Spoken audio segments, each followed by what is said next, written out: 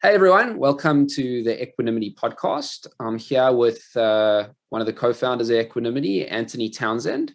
Anthony is a clinical psychologist and an accredited neuropsychologist in private practice in Stanton, Johannesburg, and has been in practice for over 10 years. He holds a master's degree in clinical psychology, summa cum laude, from the University of the Witwatersrand, and is currently completing his PhD through the University of South Africa. Anthony has attended the 10th and 11th annual neurology courses at Oxford University, hosted by the Newfield Department of Neuroscience, and holds numerous academic honors, including the prestigious Vice Chancellor's Medal of Academic Excellence as one of the top graduates of the University of Pretoria in 2010, and a place as a finalist for the 2011 Rhodes Scholarship. In 2016, he was nominated among Barclay's 100 Brightest Young Minds in South Africa. Ant, welcome to the podcast. Thanks for having me, man. A pleasure.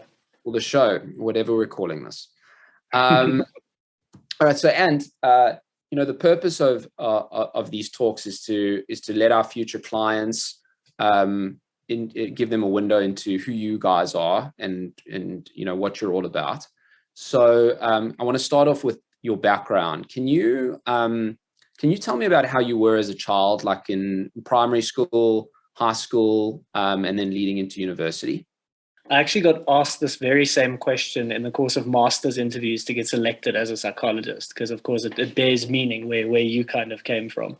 And I remember the answer I gave was one that kind of led to an interesting dynamic in the group, where they always said, when they asked us questions to a bunch of us in the panel interview, a bunch of them said, yeah, I was always a therapist to everybody. And I kind of made the quip and I stopped and I said, well, I think I was actually probably more the patient than anyone else. And because I didn't have any answers. And it was really funny because as soon as I said that, they kind of carried on with the conversation, and the panel stopped us and said, I think it was really unempathic of the group to not ask Anthony about that experience. And thereafter, the rest of that session just got spent with everybody probing every issue that I ever had as a kid growing up, which was really, really, I suppose, interesting, but also problematic at the same time. But I guess the best way of saying it was, I definitely wasn't the therapist of the group. I grew up in a family that was loving enough, and of course we'll go into detail around it, but it was loving enough, and it was interesting in the sense that my family was pretty easygoing in a lot of respects, not without its complications, but it left me with a lot of blind spots that I simply wasn't aware of growing up.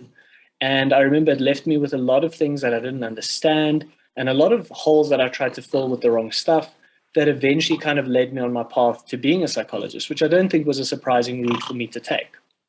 I grew up with two loving parents, a loving older brother, who eventually moved to the UK. So I kind of spent the first half of my childhood with a sibling and the second half without, which was interesting because what's the age difference between you guys?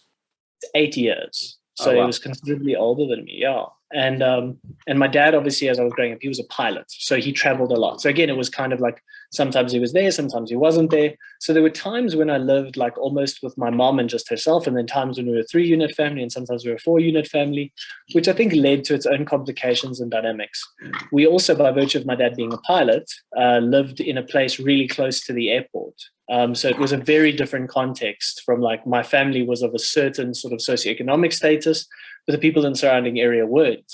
So it gave me like all of these contrasts and all of these varied and different experiences, paired with, of course, traveling around the world all the time, thanks to my dad, kind of left me with this very enriched kind of experience of things in terms of knowing about other people's lives and knowing a lot about dynamics. But then because I sometimes had these absences in my own relationships, I didn't have enough self-knowledge, which was kind of interesting to me. So it was knowing a lot about other people, but not enough about myself, kind of equated to me not being a therapist. It was much more of a patient issue. What were you like? What did you gravitate towards, like academically in high school? Like, what were your favorite subjects?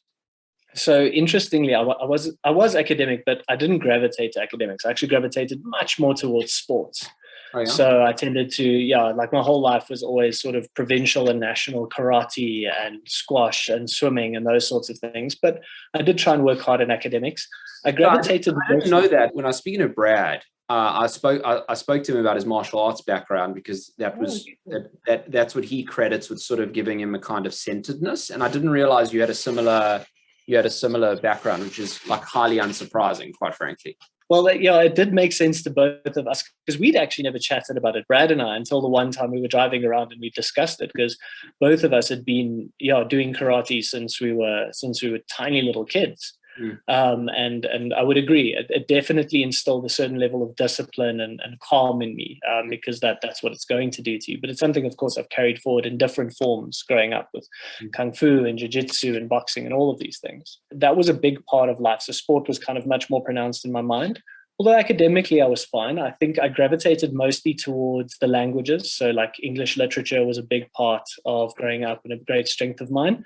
But I always had a love for sciences. So physics, chemistry were huge for me. So I was kind of a runt, academically speaking, in the sense of there was no coherence in terms of what I actually enjoyed. I found love in all of those. I think maths was definitely the exception. It wasn't my thing. Well, I suppose I'll just ask in one question, what led you to choose medicine? And then can you share the story with people, if you're willing, as to like how you deviated towards psychology, a far less like affluent profession? Of course. And no, I'm happy to, man, because whenever someone asks me, why did you become a psychologist? If I always give all of these answers of like, I found people interesting and I wanted to help them. And those are all true. But it wasn't for a long time that I understood what really put me there. So these days, when someone asks me the question, they say like, what made you become a psychologist? I always give the short version, which is I studied medicine to impress my father, and I shifted to psychology because I wanted to save my mother. Like that's basically the long and short of my entire journey. And so when you ask, can you unpack that a little bit? When you say what led you to medicine, it really was the obvious answer. Was I got really good marks in matric. And of course, the natural two inclinations are, well, Anthony, you don't want to be an engineer, so you got to be a doctor or a lawyer. Wasn't too keen on being a lawyer, so I studied medicine. That just seemed to be the thing that one should do. And I was in medicine for about 2 years, and I hated every second of it. I couldn't stand it. And I only endured first year because everyone told me first year is not really medicine. Just stick around, see if you like anatomy. And I did really enjoy anatomy, and we did a little bit of pathology. And they were cool blocks, but I took as my electives, because you still can at that stage, I took psychology, philosophy, and English literature. And every second I was in those, I loved every moment of those subjects. I was captivated. I found them much more dynamic and much more intriguing, much more undiscovered. Whereas medicine, for all of its, its grandeur and its affluence, it was much more mechanical. It was much more procedural. And I don't gravitate towards that. I like something that feels more like a constantly evolving puzzle. So my mind naturally resonated with that, and I wanted to do it. But what I really realized later on was actually only during internship, was that I definitely had a deeper motivation. So I thought that it was just, I find, the mind more interesting, etc. But what I really realized in internship, I can remember, was that a big part of my childhood was that my mom had struggled with an addiction. So she struggled with alcohol addiction since I was a child. And that led to a lot of things. So why I say I always thought of myself as a patient was because as much as she was loving, she wasn't always consistent. So I didn't know which mom I was coming back to. Some days she was this loving, affectionate, caring mom. And then some days she was drunk and she was passed out. And I couldn't be with her. I didn't have anyone to connect to. So I kind of had to look after myself. And naturally, kids looking after themselves, you don't do a great job of this. So I had a lot of kind of gaps in my emotional maturity and didn't understand things. And I didn't realize how much that actually sat with me and for how long it did. And I didn't really understand my true motivations for going into therapy until a day in internship. So I'd already finished master's and I was just in my practicals. And the girl that I was dating at the time, we needed to go pick something up from my parents' house. Like it was like a form or something that I needed. And when we got there, my mom had relapsed. And it was the first time in my life that I actually knew what to do. I knew how to calm her, how to stabilize her, what to say, what treatment protocols she should go into. Not necessarily, of course, that I was treating her myself. I knew where to send her. I got her into rehab. She started to recover. She started to do depth therapy and she started to feel better. And I remember that night after I helped her, I had this very, very strange feeling of complete liberation and lightness that I'd never experienced before. And it was this deep insight where I sat there and I remember getting into the car with the girl I was dating at the time and saying to her, I think I just realized why I wanted to be a psychologist. I think this is what I wanted to do all along. Like, this is why I gravitated towards helping people, is because I wanted to help my mom. And what was really cool about it was, of course, having done that. And my mom has been on a much, much better path in her life since then, which is really lovely. What was really nice about it was almost that as soon as I understood that and I sort of fulfilled that wish in myself, my desire to help people became more sincere. It stopped being about me and what I really needed. And it started becoming a more sincere interest in, if this is what it can feel like to help, someone you really care about, this is something that everyone should get to feel, whether they're feeling what my mom feels or whether they're feeling what I feel. I would really like for other human beings to know what this is like. And so then I really, in earnest, started to deepen my work in psychology. That's when I was like, okay, this isn't just a profession. This is my vocation. This is really what I want to do with my life. It's incredibly lucky to have found that at such a young age. How old were you when that happened? So I must have was in masters when I was 22 or 23. Wow. So I was 24 when this happened. And I mean, again, this was total accident that it did in fact happen, but you're right. I was very fortunate to have that realization, because it just gave me such a long runway to do the real stuff later on. Yeah, there's that very famous speech that Steve Jobs gave at Stanford, where he basically said, if you haven't found what you love doing, keep looking. Just like most matters of the heart, you'll know it when you find it, right? Mm-hmm. And for the longest time, I always thought that that was just for lucky people. Like, for example, my brother's loved computers since he was like 5 years old, and that was always what he was going to do. I never had that until I had a similar experience where I'd started a business that didn't go so well, and then basically thought I'd have to go get a job, and discovered another business opportunity that basically meant I didn't have to go and get a job. And when it was literally there's the ability to basically figure out I could buy something for $1 and sell it for $2, to just give you the summary version. Literally, as I sort of made that calculation, there was literally this like glowing like beam in the center of my thing. It's like one of those visceral emotive memories that is just like etched into my brain, where it was just like my subliminal intellect just saying, go this way. And I had to like turn down a job offer that I had and go for the riskier route. But like, there was no question in my mind that was what I wanted to do. So I can empathize, but I mean, that took me till I was 30. So you go through all of this formal therapeutic training that I think we'll get to in a minute, but like, I just wanted to ask you why, so formal training, and then why the focus on or the current move to focus on psychedelics versus traditional modalities? That was a hugely important question that again carried a personal answer for me. I mean, one of the things that was always complicated, and why I say I had these blind spots growing up, was one of the things that was really tricky for me to navigate in high school was I developed my IQ well enough. So I knew how to do really well at sports. I could do really well at school. I could achieve very well. But socially, things were a little bit more difficult for me. And I remember, and I'm sure this is a dynamic that many people have gone through, not necessarily everyone. One of the difficult dynamics we had at my school was I had this experience of everyone being my friend to my face, because otherwise, like, I was captain of this team, or I was friends with this girl or whatever, but not so much behind my back. Now, why that was important was I didn't feel like I had any guiding forces on how to navigate like these social dynamics or how to deal with people like that. So it actually developed in me quite a strong sense of social anxiety. And so I always had this worry of people negatively evaluating me, but not being willing to tell me, which is, as you can tell, like a rather nasty trap that feeds in your own mind, because then even when people are nice to you, it doesn't reassure you. Part of what I thought had always motivated my therapy was, like trying to heal myself in that way. And of course, to a degree it was.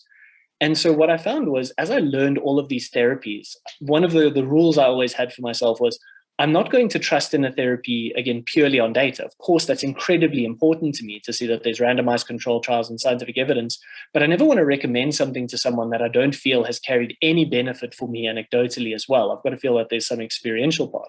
So I'd always try all of the techniques that I learned, and many of them were very valuable, both for people that I worked with and for myself. So when I was doing all of this work on social anxiety, I was managing it. So I was, managing the feeling and stabilizing the feeling and correcting thought patterns and changing behaviors and improving social skills. And it was helping, but it wasn't carrying me all the way. It wasn't healing the deeper wound.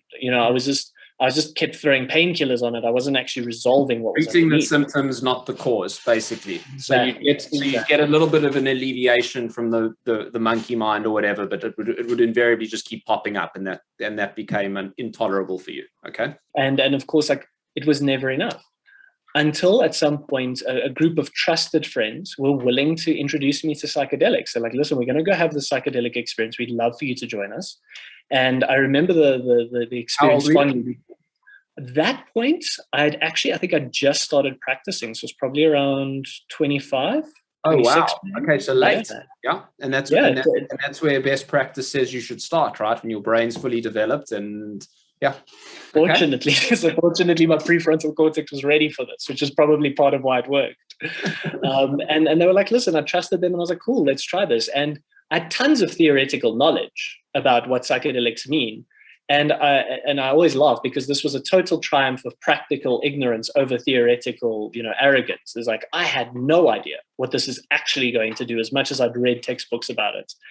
So I went through the experience, and what I found was amazing. As I came onto the psychedelic, I had suddenly worked up the courage to talk to a friend about it. And now in my head, this friend, who's like one of my closest friends still today, I had this belief in my mind that he was secretly couldn't stand me, was always irritated by me.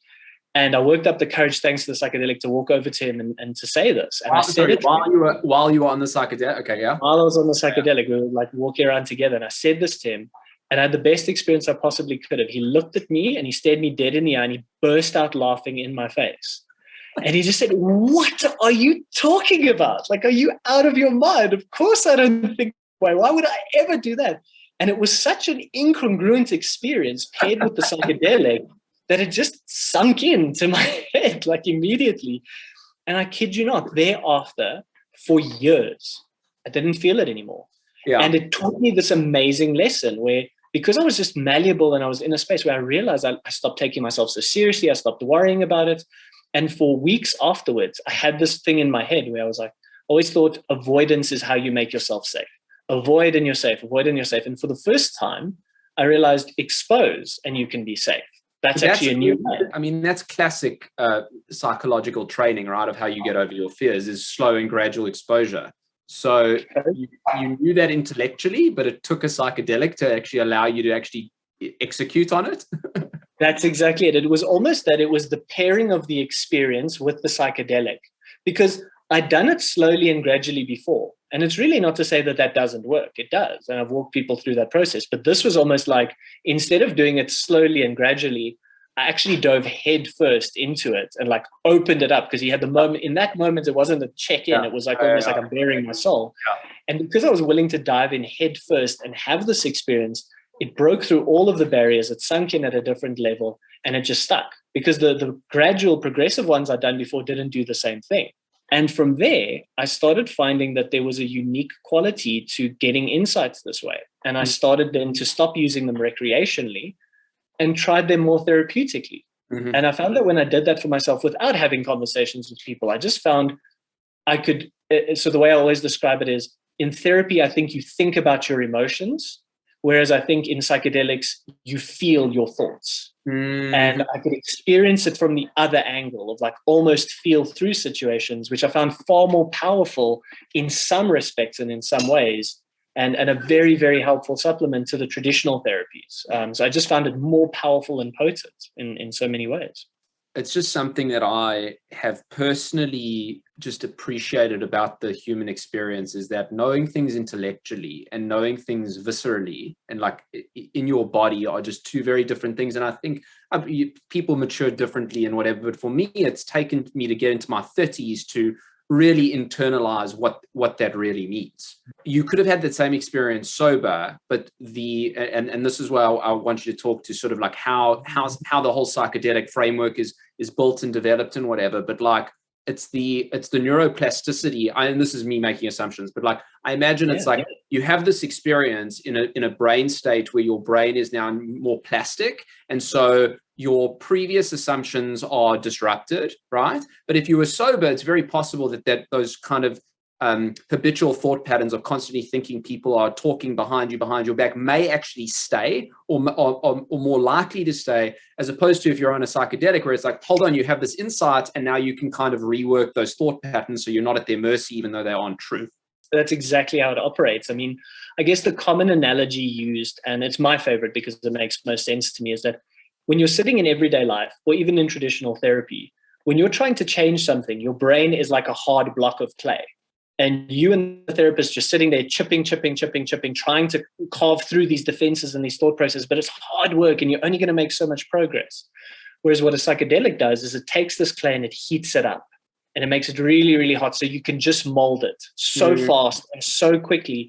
And you bypass all of these things and it sinks in at a deeper level, because exactly what you're saying, that difference between knowing something intellectually and experiencing it viscerally, that is how the brain operates. Neuropsychologically, we learn intellectually through cognitive stimulation, but all emotions are experiential. You need to feel and experience something, which we often don't allow ourselves to do in our more cerebral everyday lives. We're all prefrontal cortex in these moments. And that's exactly it. Psychedelics switch off the prefrontal cortex, allow you to go into this deeper form of limbic processing, get the whole brain to work, and you experience things in much more experiential, in much more palpable, in much more emotionally rich ways, which are just much more powerful to us and create a much deeper form of healing. Again, no longer a symptom.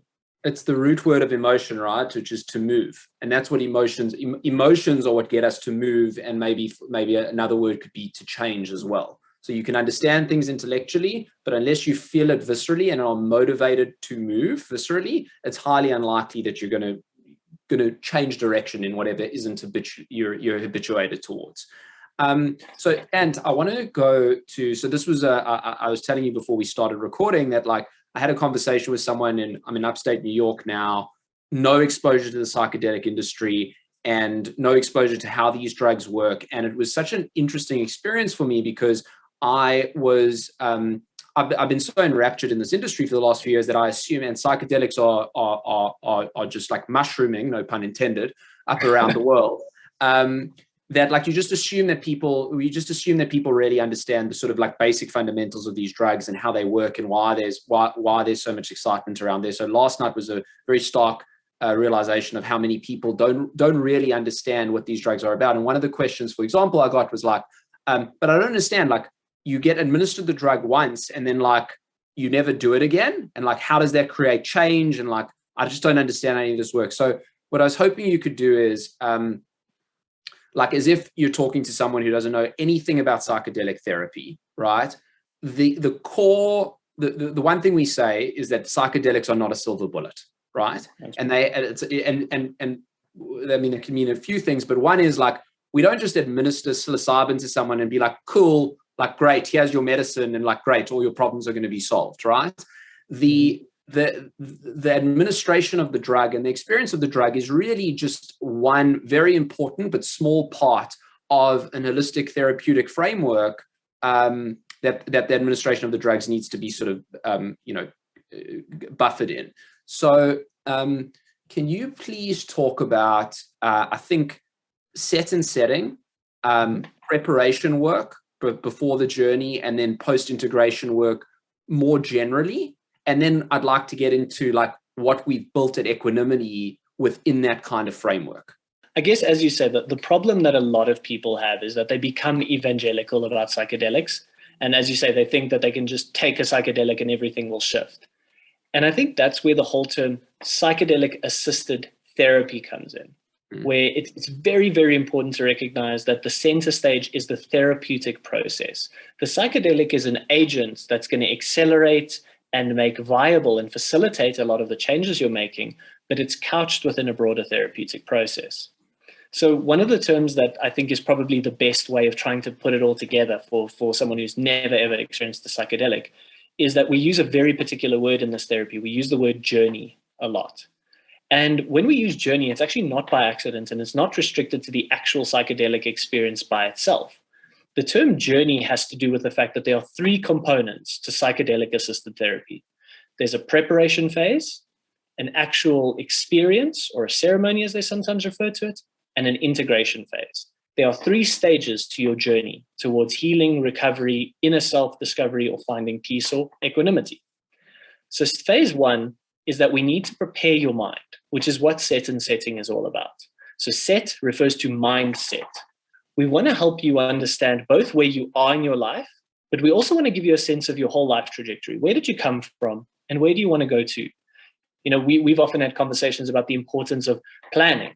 So many of us, we get this whole intellectual education about what our life plan should be with our careers, etc. But so few people get taught, but what should you be thinking about your personal growth, your mindset, how you deal with your emotions, how you deal with different relationships. And what preparation work is designed to do is to set your mind along a trajectory that's meant to make your life better or more meaningful or more fulfilling in some way. So essentially what we do is we get you to reflect around different elements about your life, things that you might not have thought about, things that you might need to see differently, and to consolidate and prime it all into your mind. The most important part of preparation work is setting intentions. What do you want to get out of this? Because like with anything, if you were to walk into a gym and I were to say to you, cool, so what exercises do you want to do? The answer has got to be predicated on what you want to accomplish. Do you want to have better cardiovascular health? Do you want to improve muscle size? The same thing happens if you tell me you want to go on a trip. And you say, Anthony, I want to go on a trip. And I say, cool. And you say, okay, should I take a bus? Should I walk? Or should I take a plane? Interesting. That was an interesting use of words, trip, by the way. You got me a bit. Yeah, I suppose. You're referring. That's definitely okay, but maybe that was purposeful, because it's like if you want to go on a trip, you got to, and it actually is funny. I actually only just drew that connection that you used that pun, because that's exactly the very point, right? Is that like, if you want to go on a trip, you have to know where you're going first, both hallucinogenic trip and a physical trip to go to geography. It absolutely makes sense, yes. But you're totally right. And that's kind of what we're looking for, is to say, you've got to be able to set an intention, which is a much more complex thing than you think. A lot of people go and they take a psychedelic, much like I did recreationally. You have no idea what's coming out. And if you don't know where you're going and you don't know what's coming out, there's a good chance this could go into a lovely place you wanted to arrive at, but it could also go to a meaningless place, or it could go to a bad place. I suppose this is why we're so excited to be building this business, is because of how deeply personal it is, right? And how your own life experience essentially informs the business that we're building, right? And it's another thing that I've understood. I think we were talking about this before we started recording, is that like I always had a vague idea of where I wanted to go. And so my life, I was kind of like a leaf in the wind a lot of the time, right? But where you're just kind of at the mercy of the gales or whatever, right? But I'm now much more purposeful in terms of where I want to go, because I realize if you don't decide where you're going to go, you really are just kind of gonna blow around, and you may end up somewhere you don't want to go. And it's metaphorical as it relates to psychedelics, but it really is like, talk about like first principles thinking in everything in life. I find it very interesting how, whether it's in business or evolution or whatever, you have these things that kind of repeat themselves and how systems and things work. And it's very much the same thing here, right? If you don't know where you're going, you may end up in a place you really don't want to be. And that's a big part of what prep work is to say that you don't just take a psychedelic.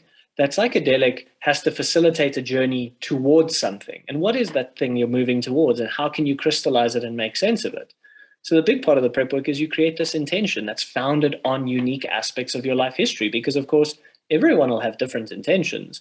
Your intentions are going to be informed by what your past was, which is a big part of why it's so important to have that reflection. And then you've created a mindset that is important on the one side of it. So you've created this kind of, this is where I'm heading to, this is where I am in life, this is where I was. So I've oriented myself. So, and I wanted to talk about this generally and then talk about equanimity specifically, but I think we should just do them at the same time, because, you're sort of going through it chronologically. And as you're talking, I'm just thinking of the things that we've built into the program, and really kind of what's, I think, mostly really is proprietary about the program, which is you guys, right?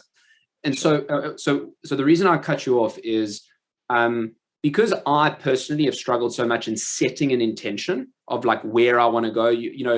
The hardest part, I think, of just about all of our lives is just deciding where the fuck we want to go. Like it is actually, and I think society to a large extent makes you feel less than for not knowing, because you look around and it looks like everybody's got it all figured out, and like, so why don't you?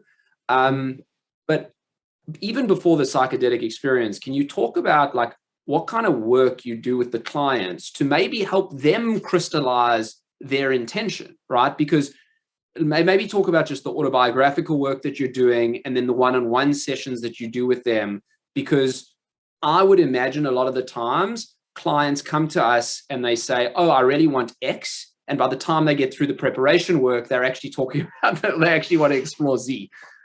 Steven Pinker has a lovely line where he talks about the complexity of consciousness, where he says, if you think you've got a good sense of your own mind, think of how often you have been mistaken about what you really wanted and how quickly you had to discover that. You need someone to help facilitate it, which is the part of therapy, decoding your emotional world. So the prep work kind of more specifically involves starting with you writing your life story. But this does go through phases. So we essentially ask you to write your life story in a very free associative way. Start where you want to, include what you want to. And what's really important is having a therapist there with you helps you understand where you start, what you omit, what you include.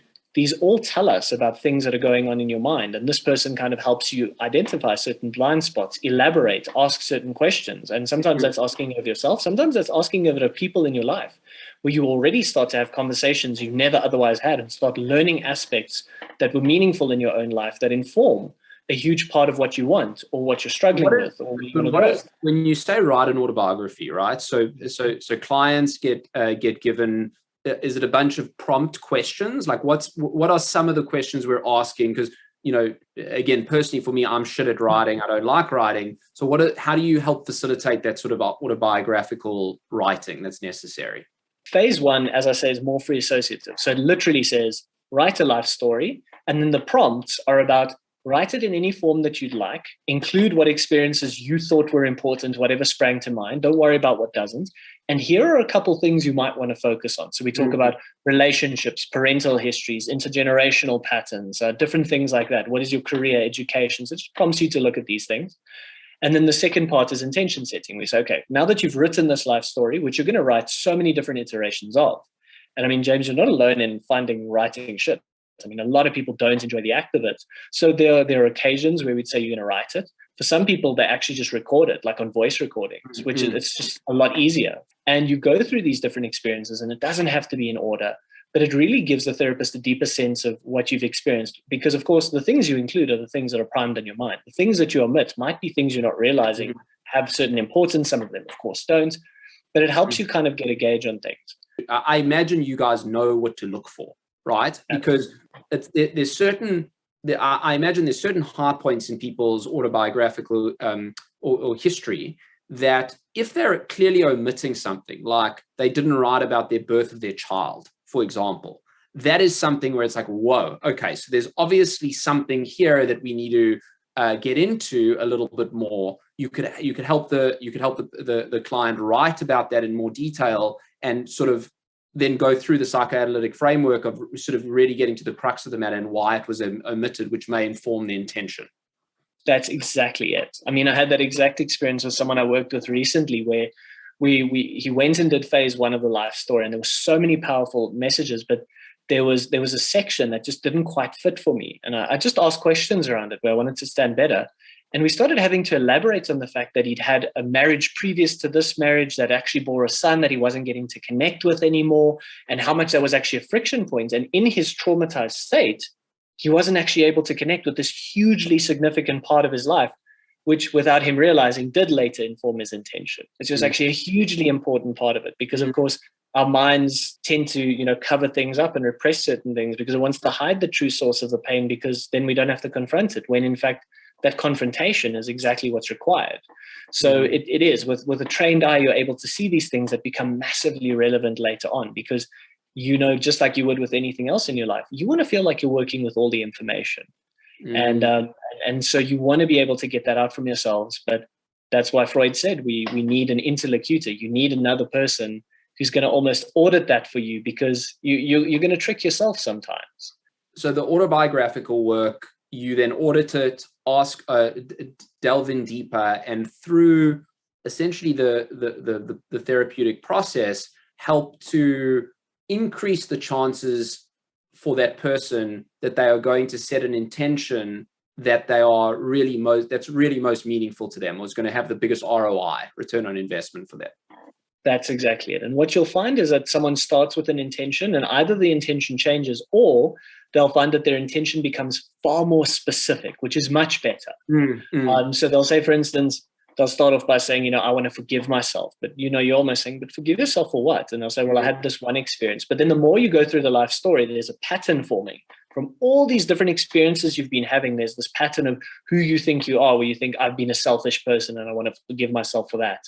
And then you'll see it carries much more meaning to them now because the whole network of life experience is actually linked up around these themes. Because as many psychologists will tell you, it's not that we constantly struggle with different problems in our lives. Ironically, we all struggle with almost the same set of problems constantly over and over and over again in different iterations. And helping ourselves see that is massively meaningful. Yeah, I can empathize. It's these repeatable patterns that just come up in just different circumstances, bring up the same repeatable patterns, basically. You get to that through this life story, which helps you set your intentions. Like, that's where I came from, this is where I'm at, but now where I'm going makes sense to me in terms of why I'm trying to achieve it. I haven't just set this goal randomly. I'm setting it based on a lifetime of experience and now understanding where I want to move to as a different experience. Okay, so now in terms of setting the intention, so you delve through the life story and somebody comes up with what would a good intention, like when you say set intentions, like you now like, okay, cool. So this is the issue that I have. How do you crystallize that in your mind in preparation for the journey? Is it writing it out? Is it, what does that look like? Yeah, so it's very much writing it out, but it's a short statement. So the way I always recommend people write their intentions, I mean, you can do it any way you want. I just find it useful to say, finish the following sentence with 1 or 3 statements. At the end of my journey, I'd like to arrive at a place where I can. So for some people, they say, I'd like to arrive at a place where I can understand the roots of my anxiety better, or I can manage my worries better, or I can feel more connected to my wife, or I feel like I can understand my father, or I feel like I can let go of this traumatic experience. So I want to arrive at a place where I can. And why I find that so important is, as we're saying, the whole idea of trip or journey is because your life story creates point A. Your intention creates point B. And the psychedelic is the yacht or the sailboat or the plane that's going to take you there. And you're going to, as Jung said, you're going to circumambulate. It's not going to be a straight line. You're going to go all over the place. But ironically, and almost without fail, you land at point B. If you've that is such an effective metaphor for understanding how these work conceptually. I think I've told you about Shroud, like I've become obsessed with this guy, Kapil Gupta, who's just the most contrarian type of philosopher / self-help person I've ever spoken to. And one of the things he says, there's an interview between him and Naval Ravikant that I'd recommend for anyone who listens to this to go and listen to. And he talks about the various lies that society tells us. One of which is people say it's all about the journey. It's all about the journey. And he goes, no. It's all about the destination. The destinations require journeys, right? Yeah. But it's when you choose the destination, that is what creates the avenue. So it's the intention setting of saying, I want to get here. I don't want to be sitting in the lotus position for the next 30 years, watching my breath in the hope that I end up at a particular point of enlightenment or whatever that defines you. It's like, no, I want to stop dealing with the stupid pathology that I have, that I'm insecure, that I'm less than, or whatever it is, right? That is what I truly want. And then the psychedelic is the medicine to maybe help you go through the conundrum of your brain to dig up all the bullshit that's preventing you from getting you to the destination, or maybe repair the road that's preventing you from getting you to the destination. That's exactly what it is. And that's the thing. The therapy creates the map, and the psychedelic is the vehicle that helps you get there. So you guys have basically lent on all of your formal training, all of your own personal experience with a whole bunch of different therapeutic modalities to basically develop a preparation framework and the integration framework. So if you can just talk about a couple of the unique, maybe not so unique things that you've very purposefully included in the first, it's a 5-day retreat, basically 4-night, 5-day retreat.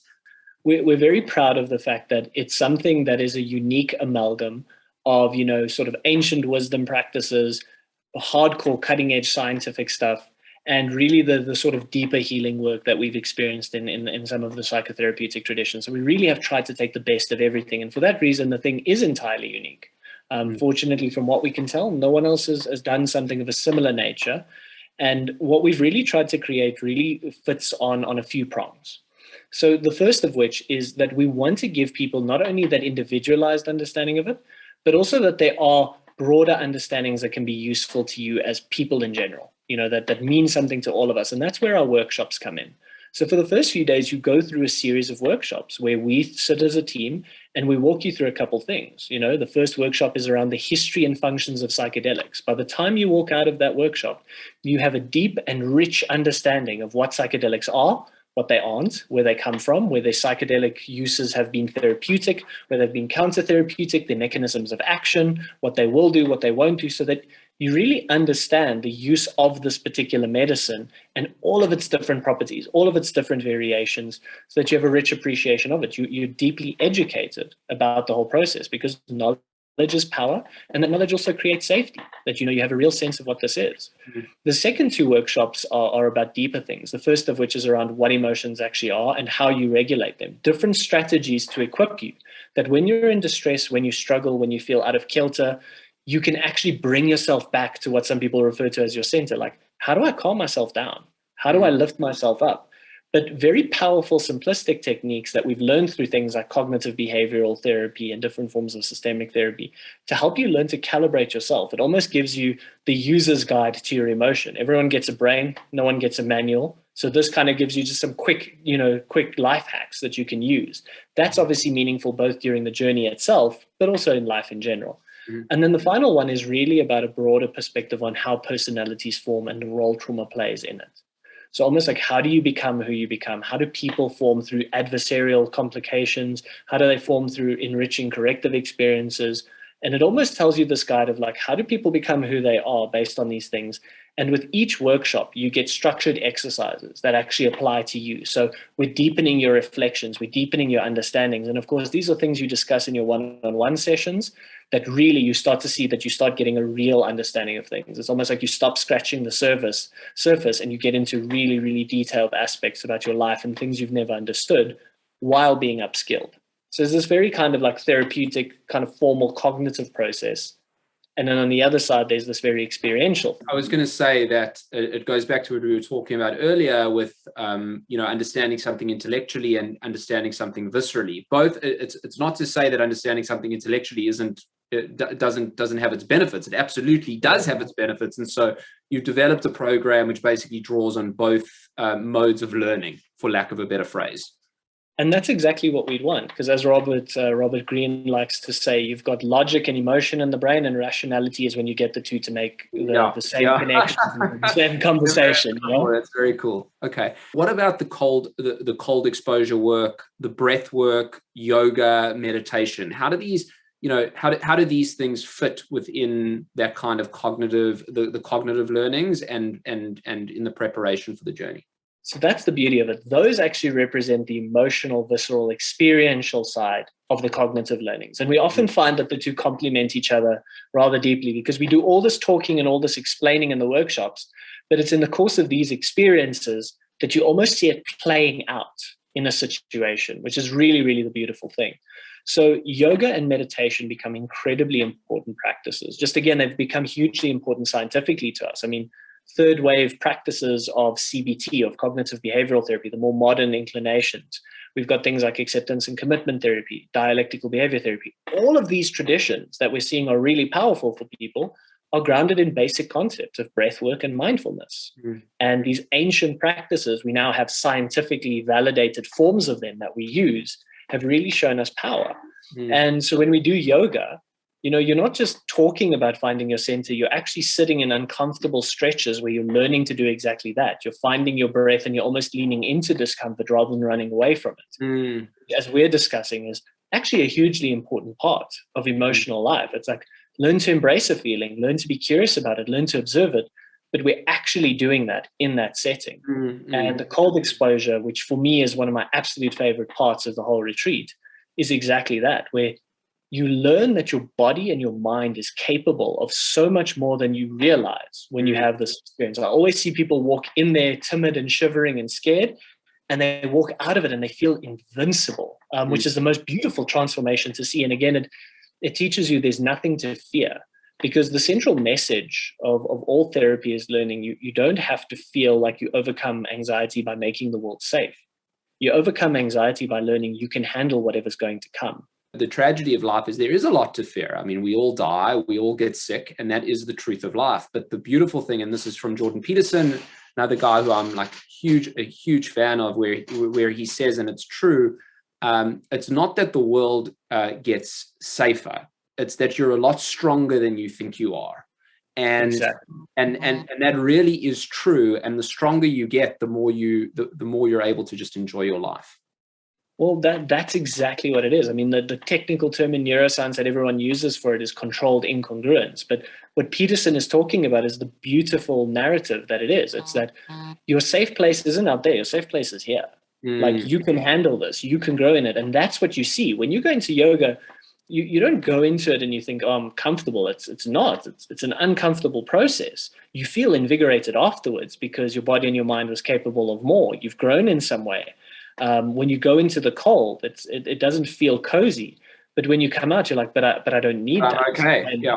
I'm okay. I'm more resilient than I realized, which is really the story we want to give people. It's like, suffering is inevitable. It's a part of life. It's the tragedy of existence, as Peterson likes to say.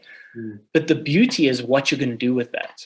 You know, are we going to run away? Are we going to cower from it? Are we not going to learn from it? Or are we going to embrace it? Are we going to grow from it? Are we going to make meaning from the suffering and make something good for ourselves and others, which is what these experiential exercises are intended to do, and in my opinion, at least, are very successful in accomplishing. And also, just to further elaborate on the suffering, is to use, and which is part of the company's mission, which is to eliminate the unnecessary suffering, right? Because there is suffering and pain in life. No one's denying that. But these various tools and methodologies can help you get stronger and better able to deal with that. And then also help you realize all the bullshit that you're adding on top of the suffering that is inevitable, because we do plenty of that, right? And that's why the mission is to help accelerate the elimination of unnecessary suffering. The operative word is unnecessary. It's hugely important, and I agree with you. I think the unnecessary, as you say, it is the operative word, and it's the meaning of everything, which is, as you say, the suffering will happen. But what's it going to count towards? You know, that's where I think people like Jordan Peterson, Viktor Frankl, Sam Harris, so many psychologists to me come to that understanding where it's the difference between post-traumatic stress and post-traumatic growth isn't whether a trauma occurred. A trauma occurred in both instances, but it was what good did we create from it? You know, I always use that in my own journey, in my own experiences, where I go to myself, yes, I suffered as a child when my mom struggled. But what did I do with that? Well, I actually used that pain, that difficulty, and that struggle to become someone who's going to try and help people to never have to feel like that. You know, that for me, that was a big part of becoming a therapist. It wasn't just about healing my mom. It was about realizing at the deeper level, I knew what it was like to grow up and have these gaps and these blind spots and not know how to navigate it. I would never want someone to have to experience that. I know you're going to suffer, but it means a lot when you have someone who's willing to sit there with you, point certain things out, be willing to compassionately help you and do these things. Because for me, then you will suffer, but it will never be unnecessary. You've gone through the adventure of having to go through the jungle and slay the dragon, but at least you came out with a beautiful princess or a pot of gold at the end of it, right?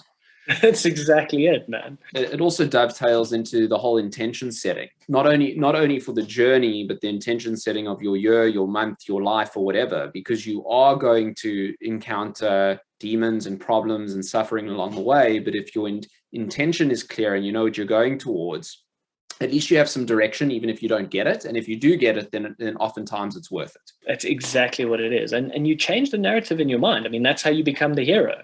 You know, it's the hero was, I'm suffering, but I'm willing to go through it. I'm willing to do it. And that's what these transformational exercises are about. You walk in there in one state, you walk out of it in a different state. You walk out with the gold, you walk out with the princess, you feel enhanced for it. And so when people walk into the psychedelic experience, you know, they are walking into a giant cave with a dragon that's got 1 million heads. And some of them are friendly and some of them are not. And they don't know what they're exactly going to get, but they walk in with a sense of comfort and confidence in themselves and in the people around them that no matter which head I get, I will embrace it. I will move forward. I will wrestle with it. I will embrace it. I will kiss it. I will do whatever I need to, but I will get to the other side. And without those experiential exercises, I think it's difficult for people to really instill that confidence in themselves. And I think these exercises help you do exactly that. Okay, and then we get into essentially journey day, and you know, it's so funny. This will likely be the area where we spend the least amount of time on, because you guys always joke that it's the easiest day for you for you guys. So what does journey day look like? So you're absolutely right. Journey day from the outside looks totally uneventful. On the inside, you know, 6 years of therapy just happened. So for us on the outside, much that we take people to an incredibly beautiful, welcoming location We have a brief check-in to make sure that they're feeling settled, answering any last questions. And then we actually go through the process of putting people in a space where your particular place in the space with certain people, it's all pre kind of calculated. We think very carefully about where to put someone, who they're with, who they're not with. And we sit there, we administer the psychedelic, people go into this incredibly comfortable space with eye masks and a curated playlist, and they go through their journeys. And as I say, I mean, people always think that, on the outside, again, it just looks like a bunch of people lying around. But people experience the most profound, deep emotional transformations in those few hours, where we're just there to sit with you, to be next to you, to put a hand on your shoulder if and when you need it. We are a comfort and a presence, and people find that that's really nice. They prefer the non-intrusiveness. Of course, if people do want to interact, we're right there and happy to. But for the most part, we sit around and they go through this experience, because it's almost that you've got to give yourself a chance to get what you need, because we'll only enter your process the next day when we do integration. We almost take the back seat of, you're in the driver's seat now. We gave you the directions. We're right there, but we're in the passenger seat. You go where you need to now. It's one of the other, I think, sort of lies of society that, that the answer lies out there with, a morning routine or a meditation practice or whatever, and all these things can help or whatever. But at the end of the day, it really is about human beings healing themselves. So the experience lasts between 4 to 6 hours, right? That's right. Yeah. Afterwards, people come out of it, they're probably a bit tired. And what does it just look like, as people come out of the experience? What do people how does that look?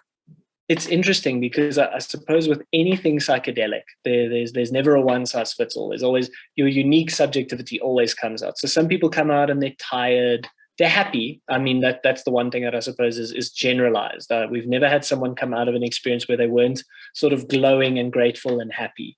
So they always feel good. Some are tired and kind of ready to just go kind of sneak off, have some dinner and go to bed.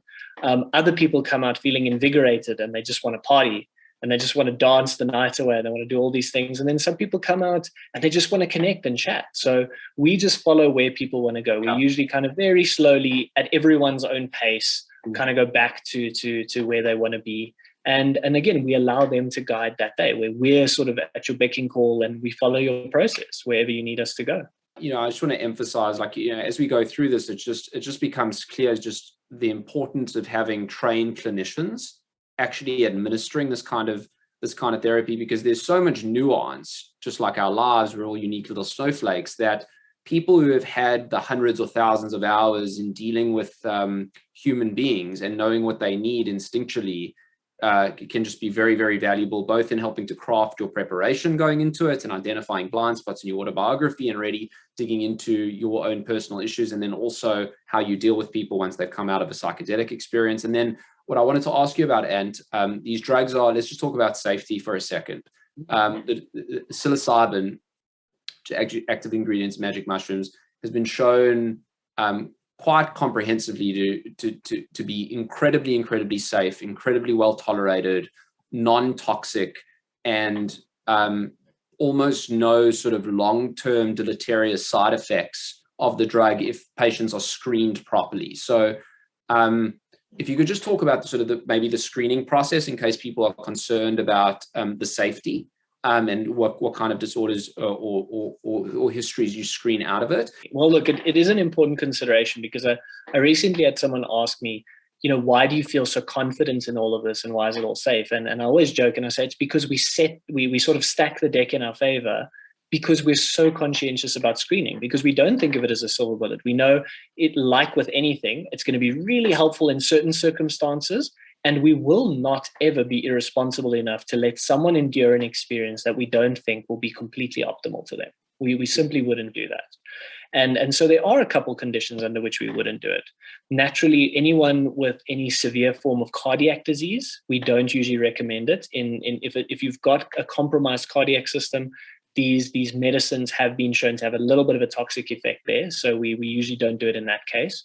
The major contraindication, the major population we don't recommend this for, is people with psychotic disorders. So anyone who has a history of schizophrenia or bipolar, or even a first-degree relative, someone who's a part of your immediate family who's had these can trigger off psychotic processes that can be really bad for you, of course.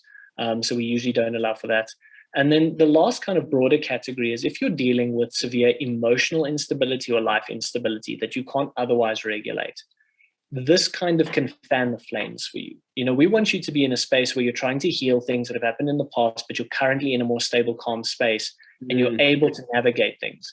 We don't want to put you in a space and throw you into the middle of the ocean where you don't know how to swim and you've got no life jacket. That's just silly. We're going to say, we're going to give you the life jacket. We want to know that you're a pretty experienced swimmer. And then we'll put you in waters that you can easily navigate, but we never do it otherwise.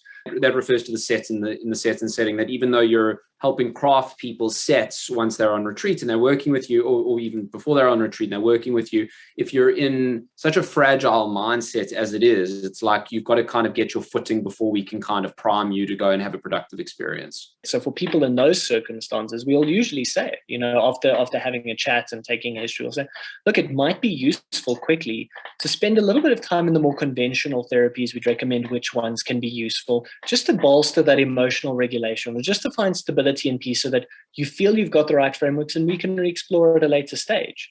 But the reason we kind of counteract that is because, as we say, we want anyone who does this to get a positive, meaningful, fulfilling experience, and not to get it otherwise, because there's too many cases of people who don't get what they need because someone wasn't thoughtful about whether they should engage that experience at that time in their life. If a client is having a bad experience, a bad trip, right?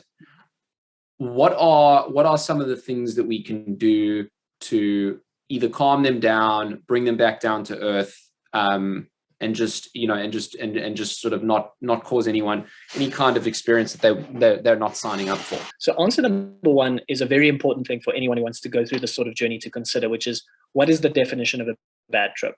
So the hardcore psychedelic therapists and shamans of the world will say, well, technically there is no such thing as a bad trip, because the whole goal here is to, plumb the depths of your soul and mourn the difficult parts of yourself and learn to embrace it. More often than not, someone has a very painful experience, more because they're trying to avoid something rather than lean into it and process what they need to. And so one of the first things to consider is that, of course, with many people's psychedelic journeys, there are times when you're going to laugh hysterically. There's times when you're going to weep from the depths of your deepest unmourned childhood traumas. There's going to be times when you feel deep fear or feel anger. But it doesn't have to be bad. Just because it hurts doesn't mean it's bad. Sometimes that's how we get this stuff out. So many people are reluctant to switch off a trip because they want to say, but there's something to be worked through.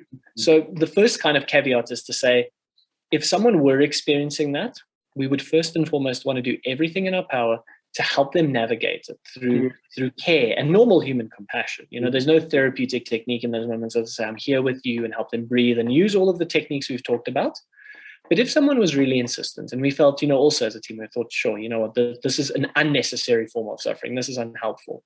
Fortunately, our resident psychiatrist, Naeem, has a cocktail of medications that will switch this off after a little while. So we always talk about it as a trip switch or a parachute. It will switch it off. There's medications that can calm you so that you keep having the experience, but you do it in a calmer fashion, or there's medications that will stop it entirely. So whether it's us as a team helping you work it through, or calming it or switching it off, we have these three different layers of sort of our triage of how to deal with an emergency that can stop it if someone really wanted to, which is kind of always the reassuring thing. And we let everyone know that from the beginning, is that, look, it is a ride you can get off if you really, really wanted to. Good to know. There's a break. I like it. Okay.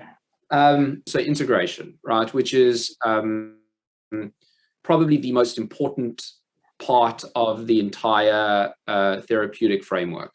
I agree with you. I think it is by far the most important thing, because a lot of people have these amazingly profound experiences and they feel great, and their only criticism of the process is they say, but I want to hold on to it. I want to keep feeling that way. And the argument is that, well, to a degree you can, if you make the fundamental change. And this is where I think conventional therapy has the most value to offer, which is that in the course of this experience, you will release a lot of emotion. You'll feel 100 pounds lighter. You'll feel so good afterwards because you reconnect with all the positive. You almost feel like you reframe and purge a lot of the painful things, and you understand things more deeply. But you get left with a lot of questions and not enough answers. And that's where therapy comes in now, because we say, so you had these insights. What could that mean? And more importantly, how do we translate that insight into a real behavior in your everyday life that you can now actually replicate. And so we almost say, what are the biological patterns you need to change? What are the key conversations you need to have with people in your life? What are the relationship dynamics you need to change? And what are some of the things you need to start doing differently in your life to make this a neural pathway that was open during the journey, but now gets built up and concretized and gets multiple lanes that you can drive on for the rest of your life? And that's what integration is.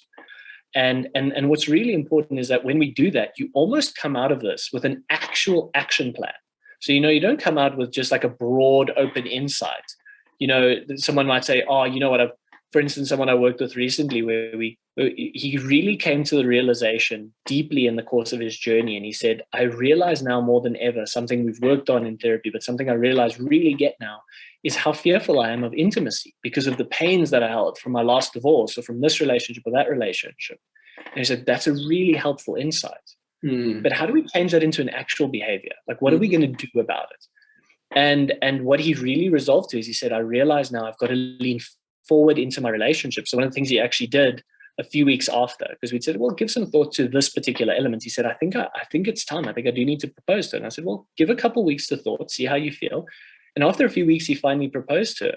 And he opened up to his current partner, and he talked about how he wanted to change the dynamics. So one of the things he resolved to do with her was he did the basics. He said, like, once a week, I'm actually just going to open up to about what's really going on with me every week. I was never doing this, and I will. So, and he sat down. He was as specific as this. We would say on Sunday afternoons from 3 to 4. That's time where I'm downloading with her, and I will make myself do it because I always get scared too. I was scared of her judgments. I was scared of her negatives, and she always wants this from me. And he set it in stone as a real habit. And not only are they extremely happy since they got engaged, she became extremely happy with his willingness to cultivate a routine form of vulnerability and intimate connection with her. That transcended just their date nights and just their adventures. And he looked at how he diarized things, and he started diarizing time with her and time with his daughter, where previously he only diarized meetings. And he started making these things, and he turned them into real habits that, as he said, like made a significant difference, that actually helped him carry that insight forward. And that's the work of integration that we create. A big thrust seemingly with the company's messaging is around sort of treatment of mental disorders or pathologies and stuff, right? But the true, not the true, but like one of the most amazing things about these substances and the sort of revolution that's happening with psychedelics is that these drugs really can be used for, in industry speak, quote, the betterment of well people, right? So in taking us through that little anecdote that you said, it's like you can very easily see how people will want to do this type of work on themselves once or twice a year, or maybe more or whatever, maybe once a quarter, right? Where you're running through life. It's chaotic and crazy as most of our lives are. And then you take a 5-day period where you're leveraging a tool like a psychedelic to really reconnect with your intention, both really your intention with your life, and to live a more purposeful life. That oftentimes, there's so much societal conditioning that is coming at us all day, every day about what you should be, how you should look, what you should be exercising, what morning routine you should be doing. And it's another thing that I personally just really focused on in my own life is just, and I know these things sound cliche and like fluffy, but like you really do know what you want. It's just people don't take the time to really intentionally investigate what it is you want to do. And these drugs are incredibly powerful tools for you to be able to cut through the societal bullshit and get down into the raw things or whatever you are, whatever that means. And then like the post-integration work, which is what's so powerful, right, is that like you use a tool to reconnect with what it is you want, not what everyone else around you wants, right? You work with the clinician to help crystallize and really get specific about what it is you're looking for. And then once you know where you're going, you then design the plan and the journey in your real life. It's just so funny how the trip and the thing becomes a metaphor for how you actually want to live your life in a more practical kind of sense, right? I think that's incredibly powerful. And then the sort of, the sort of 6 1-hour personal guided sessions that follow the retreat, whether it's, I don't think we have any kind of format for it, right? It could be once a month. It could be once for the next 6 weeks if people want it, right? Where I imagine in those sessions, you're reviewing your plan of action and you've got somebody to act as basically someone who you've actually now developed a really in-depth, beautiful relationship with, who you trust, right? And you can be honest with. And that person can hold you accountable without making you feel guilty that you may have like fucked up and not stuck to your plan, right? So it's an accountability partner and somebody to lean on. It's that accountability, but it's a great form of it. I'd had an experience recently with someone who'd gone through the program, and it was a month later, and she was having her first integration session after the retreat, and she came in and she thought she'd failed so badly. She's like, "No, I failed at everything. I feel like I didn't get it right." And I kind of smiled, and I was like, well, yeah, it's only your first integration session. You weren't going to get it right just yet. That's okay. Like, we'll have this conversation in 6 months' time. And we started unpacking what had happened, because part of what she wanted to resolve to do was, she had a partner who always thought of her as this angry person. And I remember I found it so strange when I was with her and we were working through the program. I was like, you don't strike me as angry. This feedback you say everybody else gives you, it's very different from how I experience you. And it was purely because what we discovered is every time she got angry, it was actually because she was feeling this deep sense of deprivation. Her angry responses were always actually about a deeper hurt of, I need something. And she didn't know how to communicate that based on childhood experiences. And so the central finding and change she had to make in her life was learning to, whenever you're angry, realize your anger is secondary to your hurts. Talk about your deprivation and your need. Don't talk about your anger. And you're going to say it differently and you're going to get a different response. And so on this occasion, she felt that her boyfriend wasn't paying enough time with her. And of course, then all of a sudden she exploded and she felt terrible because she went, oh man, as I look back now, that would have been a great opportunity to do this. But the next day she went over to him and she apologized and she said, what I meant to say is this. And she spoke from this deeper place, and they apologized and it clicked and it helped. Yeah. And then he started seeing the pattern, and then he could start warning her. And I was like, you didn't fail. Like, this is how change happens. You know, we know what the pattern is, then we repeat the pattern and we realize, oh, damn, I shouldn't have done that. Then the next time, or 3 or 4 times later, you go, okay, I'm busy doing the pattern. I can't help it, but I know what I'm doing. And then 3 or 4 times later, you get to the point of like, okay, I caught myself. I changed the pattern and I didn't do it.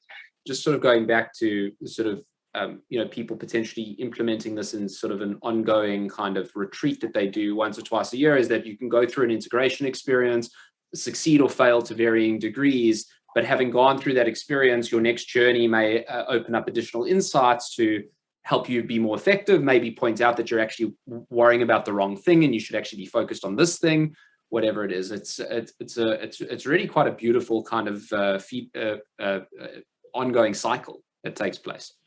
It is. It's magnificent. And it's nice to have that person there with you on the journey, especially because as much as we do hold you accountable in it, a lot of the time, more often than not, people are harder on themselves than they need to be. Yeah.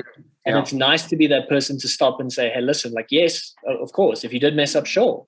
But having someone who's going to give you the benign way of working with it and just help you work with it, rather than you getting stuck and depressed and upset, and you've had this beautiful experience and a month later, you feel like you're back where you are, we can kind of say, actually, no, like there's ways of shifting this.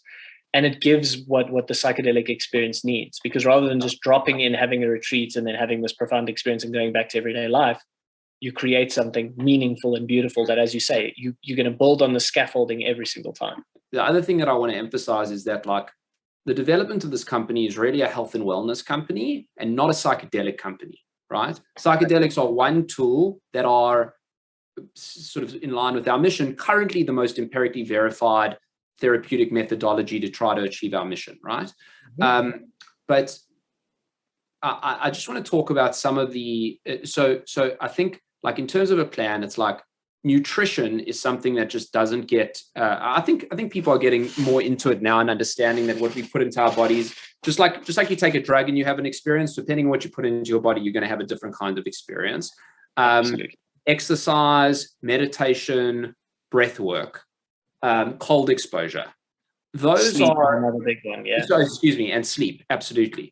As part of these life plans, and the company will get there, is we're going to want to take people's blood work and figure out what's going on with them blood-wise and make recommendations in diet and stuff, right? And so that can form, because I mean, literally just fixing what you put into your body can make huge improvements in how you experience your day-to-day life.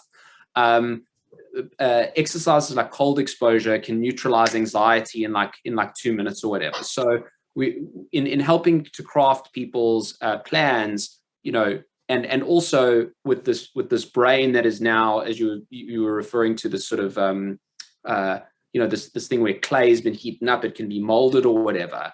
You know, the issue with, like, one of the things I always talk about is like, how do you lose weight? Well, you eat less and you move more. That's it. It's not fucking rocket science, right? And so oftentimes, and again, which is where I find the deficiency in the self-help industry, is that like people will write these, you know, 500-page troves of like how to lose weight or a particular diet, and it's like, it's just too much detail. It's actually the answers are actually simple. It's the execution which is so hard, and people's desires to actually want to implement it, right? So having this brain that's now more plastic and more available to build habits, and marrying that with what is most important in people's lives, can help us structure a plan that one is all empirically based, and so whatever we're doing is like actually going to, if people execute on it, it actually will help.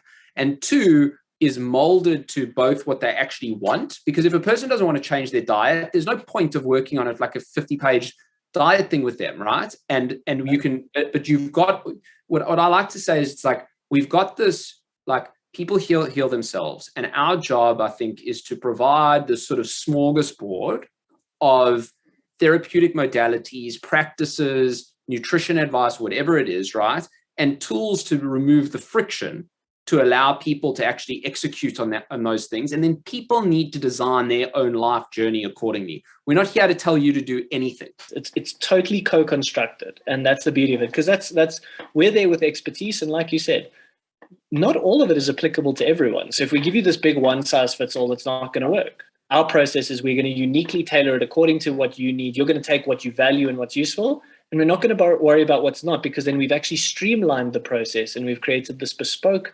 customized, idiosyncratic program that's uniquely suited to you. But as you said, it's comprehensive. It's about wellness in all of its senses, which is really what we're actually after.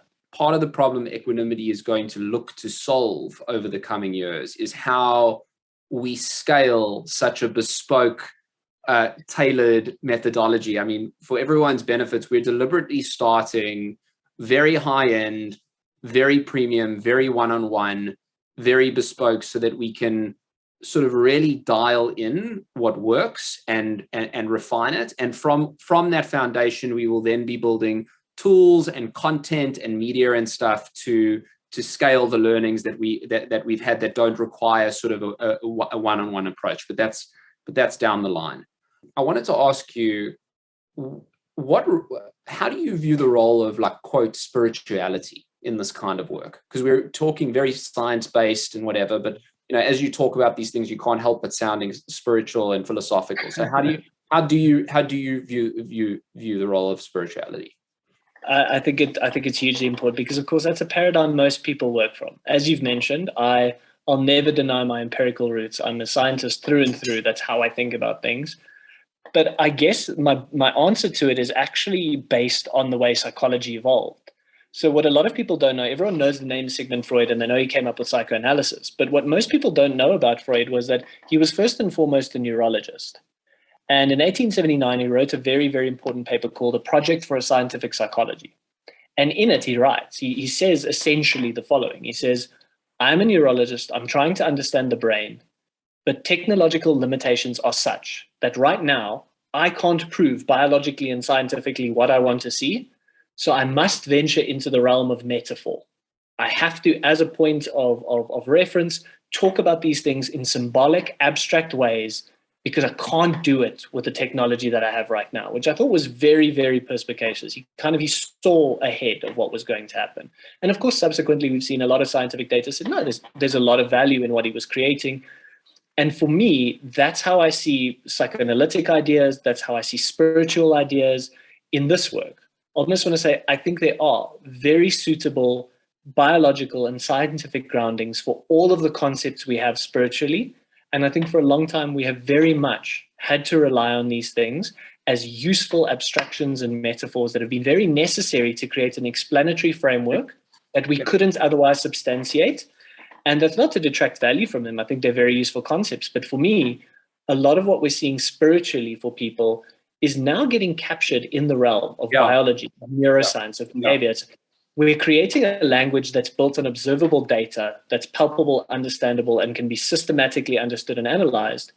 And I think that if I ultimately look at it, I think that spirituality is the metaphor that preceded what we now see scientifically. And I'm not saying we've caught up all of it scientifically, but I think that's a language that we can rely on as an abstraction when we haven't yet gotten here from a science-based perspective. Yeah, it's part of, almost interconnected in how we're building the company with setting up, our first location where psilocybin is legal, right? Because the scientific community, although the evidence is pretty robust, has not gotten to check whatever box they need to check in the United States, which is with the FDA, in order to make it legal. So why wait on science to catch up on what we already know experientially and subjectively, call it spiritually? Exactly. I want to wrap up. I have to preface this every time I say it because I don't like plagiarizing people, but I stole the concluding question from a guy named Lex Friedman, who is an amazing guy. I don't know if you know him. He's like AI research or whatever. And he ends all of his podcasts with asking his guests, what do you think the meaning of life is? That's great. I am a fan of his, and I've actually never really truly appreciated that as much as I do right now, that he always asks that question. And I suppose in fairness, I think one of his recent podcasts that I listened to is actually from a guy named John Danaher, and I think my answer is very similar to his, which is that I don't think there is an objective meaning to life. So I don't think there's kind of a grand answer out there. I think that it is ultimately subjective.